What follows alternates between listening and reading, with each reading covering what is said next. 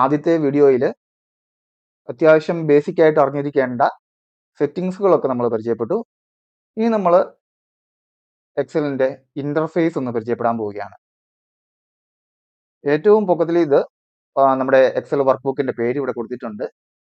അതിന് താഴെയായിട്ട് നമുക്കിവിടെ file, home, insert, page layout, formulas, data, review, view എന്നിങ്ങനെ കുറെ ഹെഡിങ്ങുകൾ കാണാം. ഇവയൊക്കെ എന്താണ്? ഈ ഹോം, ഇൻസേർട്ട് ഇവയൊക്കെ നമ്മൾ ടാബുകൾ എന്നാണ് പറയുന്നത്. Home tab, insert tab, page layout tab, formulas tab, data tab എന്നിങ്ങനെ ഈ പൊക്കത്തിലുള്ള ആ ഹെഡിങ്ങുകളെല്ലാം നമ്മൾ ഓരോ ടാബുകൾ എന്നാണ് പറയുന്നത്. ടാബുകൾ, ഹോം ടാബ്, ഇൻസേർട്ട് ടാബ് എന്നൊക്കെ. ഓക്കെ, ഈ ഹോം ടാബിന്റെ അടിയിൽ കണ്ടോ ഒരു സെപ്പറേഷൻ കണ്ടോ? ഇങ്ങനെ ഒരു ബോക്സ് പോലെ സെപ്പറേറ്റ് ചെയ്യുന്നുണ്ട്. ഇവിടെ വെച്ച് ഓരോ വര വെച്ച് സെപ്പറേഷൻ ഉണ്ട് ഇടയ്ക്കിടയ്ക്കിടയ്ക്ക്. അപ്പം ടാബിന് അണ്ടറിലായിട്ട് ഗ്രൂപ്പുകളുണ്ട്. ഓരോ ടാബിന് അണ്ടറിലും ഗ്രൂപ്പുകളുണ്ട്. ഇത് ഹോം ടാബിന്റെ അണ്ടറിലെ ക്ലിപ്പ് ബോർഡ് ഗ്രൂപ്പാണ്. ആ ഗ്രൂപ്പിന്റെ പേരാണ് ഇവിടെ എഴുതിയിരിക്കുന്നത്. ഇത് ക്ലിപ്പ് ബോർഡ് ഗ്രൂപ്പാണ്. ഇത് ഇത്രയും ഫോണ്ടിന്റെ ഗ്രൂപ്പാണ്. ഫോണ്ട് ഗ്രൂപ്പ്, അതായത് ഫോണ്ടുമായി റിലേറ്റഡ് ആയിട്ടുള്ള കുറെ ഐക്കൺസും സിമ്പിൾസ് ഒക്കെയാണ് ഇവിടെ കൊടുത്തിരിക്കുന്നത്. മെനുകളാണ് ഇവിടെ എല്ലാത്തുള്ളത്. ഇത് അലൈൻമെന്റിന്റെ ഗ്രൂപ്പാണ്. ഇത് അലൈൻമെന്റിന്റെ ഗ്രൂപ്പാണ്. ഇത് നമ്പർ ഗ്രൂപ്പാണ്. ഇവിടെ സ്റ്റൈൽസ് എന്ന് എഴുതിയിട്ടുണ്ട്. സ്റ്റൈലുമായിട്ട് ബന്ധപ്പെട്ട കുറെ മെനുകളാണ് ഇവിടെ. അപ്പോൾ ഇത് സ്റ്റൈൽ ഗ്രൂപ്പാണ്. ഇത് സെൽസ് ഗ്രൂപ്പാണ്. ഇത് എഡിറ്റിംഗ് ഗ്രൂപ്പാണ്. അപ്പോൾ ഹോം ഓരോ ടാബുകളുണ്ട്. ടാബുകൾ കണ്ടറിൽ ഗ്രൂപ്പുകളുണ്ട്. ഇനി ഈ ഗ്രൂപ്പിന്റെ അകത്ത് കുറെ മെനുകളുണ്ടല്ലോ. ഈ മെനുകളെ വിളിക്കുന്ന പേരാണ് എക്സലില് റിബൺസ് എന്ന്. ഹോം ടാബ് അല്ലെങ്കിൽ ഇൻസേർട്ട് ടാബ്, ടാബുകൾ കണ്ടറിൽ ഗ്രൂപ്പുകൾ, ഗ്രൂപ്പുകൾക്ക് ഉള്ളില് റിബൺസ് ഉണ്ട്. ഈ ഓരോ മെനുകളെയും ഈ ഓരോ ഫംഗ്ഷനുകളെയും നമ്മൾ റിബൺസ് എന്നാണ് വിളിക്കുന്നത്. ഓരോ റിബൺസിന്റെ അവിടെ ചെന്ന് നമുക്ക് ജസ്റ്റ് ഒന്ന് മൗസ് ഓവർ ചെയ്ത് കാണുമ്പോൾ ആ മെനുവിനെ കുറിച്ചുള്ള അല്ലെങ്കിൽ ആ റിബണിനെ കുറിച്ചുള്ള ഡീറ്റെയിൽഡ് ഒരു വ്യൂ കിട്ടും. നമുക്ക് ക്വിക്കായിട്ട് അനലൈസ് ചെയ്യാം എന്താണ് അതെന്ന്. ജസ്റ്റ് നമുക്ക് ഈ ഹോം ടാബിന്റെ അണ്ടറിലുള്ള ഈ ഓരോ റിബൺസുകളെ കുറിച്ച് നമ്മൾ പരിചയപ്പെടുന്നുണ്ട്. ഓക്കെ, ഇനി ഈ ഒരു സെക്ഷന്റെ താഴോട്ട് വരുമ്പോൾ ഇതുണ്ടോ, ഒരു ബാർ ഇവിടെയുണ്ട്. ഈ ഒരു സ്പേസിൽ കുറച്ച് ഐക്കൺസ് ഇവിടെ ഡിസ്പ്ലേ ചെയ്ത് വിട്ടിട്ടുണ്ട്. ഇതെന്ന് പറയുന്നതാണ് ക്വിക്ക് ആക്സസ് ടൂൾ ബാർ എന്ന് പറയും. ഈ ക്വിക്ക് ആക്സസ് ടൂൾ ബാർ നമ്മൾ പേര് സൂചിപ്പിക്കുമ്പോൾ തന്നെ നമ്മുടെ വർക്കിനിടയ്ക്ക് പെട്ടെന്ന് ആക്സസ് ചെയ്യാൻ പറ്റുന്ന രീതിയിൽ നമ്മൾ ഓരോ റിബൺസുകളെയും പ്ലേസ് ചെയ്തേക്കുന്നതാണ് ഈ ക്വിക്ക് ആക്സസ് ടൂൾ ബാറിൽ. ചിലരുടെ എക്സലിൽ ചിലപ്പോൾ ഈ ക്വിക്ക് ആക്സസ് ടൂൾ ബാർ കാണത്തില്ല, കാരണം അത് ഡിസേബിൾ ആയിരിക്കും കിടക്കുന്നത്. അത് എങ്ങനെയാണ് എനേബിൾ ചെയ്യുക, ഡിസേബിൾ ചെയ്യുക നോക്കാം. ജസ്റ്റ് ഈ ഒരു സൈഡിൽ വന്നിട്ട് നമുക്ക് റൈറ്റ് ക്ലിക്ക് അടിക്കുമ്പോൾ നോക്കുക, show quick access tool bar above the ribbon. ഈ റിബൺസിന്റെ പൊക്കത്തിൽ വരണമെന്ന് ചോദിക്കുന്നു, ഹൈഡ് ചെയ്യണമെന്ന് ചോദിക്കുന്നു. ജസ്റ്റ് ഒന്ന് ഞാൻ ഹൈഡ് ചെയ്താൽ ആ ക്വിക്ക് ആക്സസ് ടൂൾ ബാർ അവിടെ ഇല്ല, അത് ഹൈഡ് ആയി പോയിട്ടുണ്ട്.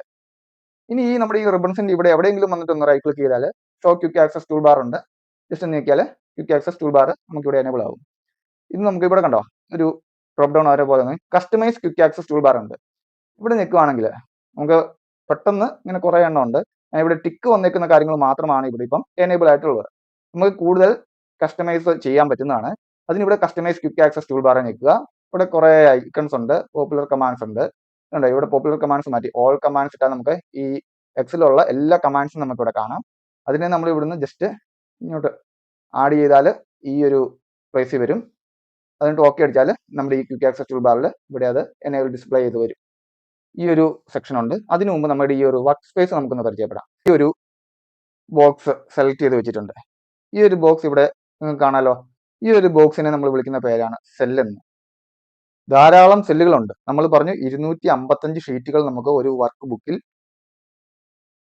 ചെയ്യാം. ഇതൊരു സെല്ലാണ്. ഇപ്പൊ എത്രയോ സെല്ലുകളുണ്ട് ഒരു വർക്ക് ഷീറ്റിൽ തന്നെ. ഈ ഒരു സെല്ല് എങ്ങനെയാണ് ഫോം ചെയ്യുന്നത് വെച്ചാൽ റോയുടെയും കോളത്തിന്റെയും ഇന്റർസെക്ഷൻ ആണ് ഒരു സെല്ല്. അപ്പം റോ എന്തായിരിക്കും, കോളം എന്തായിരിക്കും? സംശയമുണ്ട്, റോ ഏതാണ് കോളം ഏതാണ്? സംശയിക്കേണ്ട ഒരു കാര്യവുമില്ല.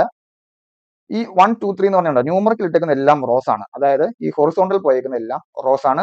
അതേപോലെ തന്നെ ആൽഫബറ്റിക്കൽ ABCD ഇങ്ങനെ താഴോട്ട് പോയേക്കുന്ന എല്ലാം ഇപ്പൊ ഈ ഡി ആണ്. ഈ ഡി എന്നുള്ള പറഞ്ഞത് ഇപ്പൊ സെലക്ട് ചെയ്ത് നിൽക്കുന്ന ഒരു കോളമാണ്. ഹൊറിസോണ്ടൽ ആയിട്ടുള്ളത് റോസും വെർട്ടിക്കൽ ആയിട്ടുള്ളത് കോളംസും ആണ്.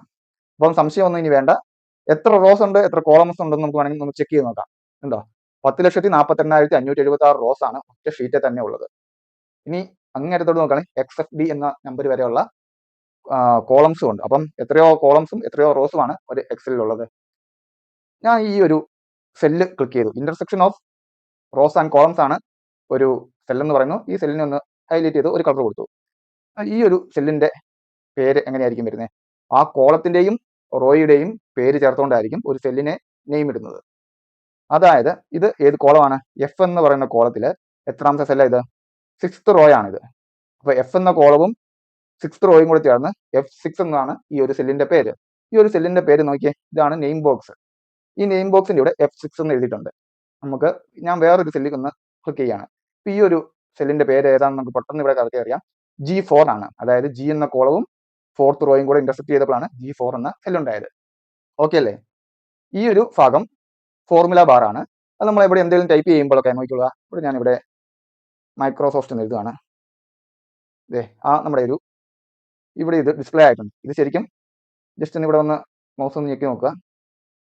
ഇത് ഫോർമുല ബാർ ആണ്. ഈ ഫോർമുല ബാറിന്റെ അവിടെ നമ്മൾ ഒരു സെല്ലിൽ എന്താണോ കണ്ടന്റ് അതിവിടെ ഡിസ്പ്ലേ ചെയ്ത് വരും. ഫോർമുല ബാറിന് ആ ഒരു ഡിസ്പ്ലേ വന്നിട്ടുണ്ട് അവിടെ ചെന്നപ്പോൾ തന്നെ. ഓക്കെ, ഇതൊരു സെല്ലാന്ന് പറഞ്ഞു. ഇതൊരു സെല്ലാണെങ്കിൽ ഗ്രൂപ്പ് ഓഫ് സെൽസ്, ഇത് ഗ്രൂപ്പ് ഓഫ് സെൽസ് ആണല്ലോ. ഈ ഗ്രൂപ്പ് ഓഫ് സെൽസ് എന്ന് പറയുന്ന പേരാണ് റേഞ്ച് എന്ന്. റേഞ്ച് ഒരു സെല്ല്, ഇത് ഒന്നിൽ കൂടുതൽ സെല്ലുകൾ ഒരുമിച്ച് സെലക്ട് ചെയ്യുമ്പോൾ അതൊരു റേഞ്ച് ആയിട്ട് മാറും. റേഞ്ചിനെ കുറിച്ചും സെല്ലുകളെ കുറിച്ചുള്ള അഡ്വാൻസ് സെക്ഷൻ നമ്മുടെ അഡ്വാൻസ്ഡ് കോഴ്സിലുണ്ട്. ഒരു കാര്യം കൂടെ പറയാൻ ആഗ്രഹിക്കുകയാണ്. എന്തുകൊണ്ടാണ് മൈക്രോസോഫ്റ്റ് എക്സൽ ഇത്ര പ്രധാനപ്പെട്ടതാകുന്നത്? ഒരു സ്റ്റുഡൻറ്റിനെ സംബന്ധിച്ചോളം അവരുടെ പ്രൊജക്ട് വർക്കുകൾക്ക് ഇത് വളരെ ഉപകാരമാണ്. മാത്രമല്ല ഒരു ബിസിനസ് പേഴ്സണെ സംബന്ധിച്ച് അവരുടെ ബിസിനസ് കൈകാര്യം ചെയ്യുന്നവർക്ക് അറിയാം എക്സൽ എത്രത്തോളം അവരുടെ കമ്പനിയിൽ ഇമ്പോർട്ടൻസ് ഉണ്ടെന്ന്.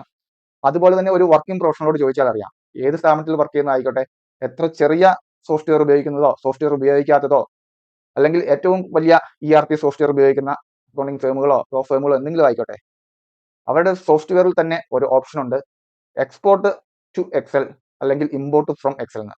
എത്ര വലിയ സോഫ്റ്റ്വെയർ ആണെങ്കിൽ പോലും, ERP സോഫ്റ്റ്വെയർ ആണെങ്കിൽ പോലും ഈ ഒരു ഓപ്ഷൻ ആ സോഫ്റ്റ്വെയറിൽ വന്നു നിൽക്കുന്നത് കൊണ്ട് തന്നെ നമുക്കറിയാം എക്സലിന്റെ ഇമ്പോർട്ടൻസ് എത്രത്തോളം വലുതാണെന്ന്. എത്ര അക്കൗണ്ടിങ് സോഫ്റ്റ്വെയറുകളും എത്ര ERP സോഫ്റ്റ്വെയറുകളും നിലവിലുണ്ട് എങ്കിൽ പോലും ഈ export to Excel import from Excel എന്നുള്ള ഓപ്ഷൻ എല്ലാ സോഫ്റ്റ്വെയറുകളും നിലനിൽക്കുന്നു. അപ്പോൾ തന്നെ നമുക്കറിയാം ഡാറ്റ പ്രസന്റേഷനിലും ഡാറ്റ കൺസോളിഡേഷനിലും റിപ്പോർട്ടിങ്ങിലും ഒക്കെ എത്രത്തോളം ഇമ്പോർട്ടൻസ് ആണ് എക്സലിലുള്ളത്. ഇനി എക്സലിൽ നമുക്ക് വർക്ക് ചെയ്തുകൊണ്ട് നമുക്ക് അതിന്റെ ബേസിക്സ് കണ്ടിന്യൂ ചെയ്യാം. അതുമായി നമുക്ക് അടുത്ത വീഡിയോയിൽ കാണാം.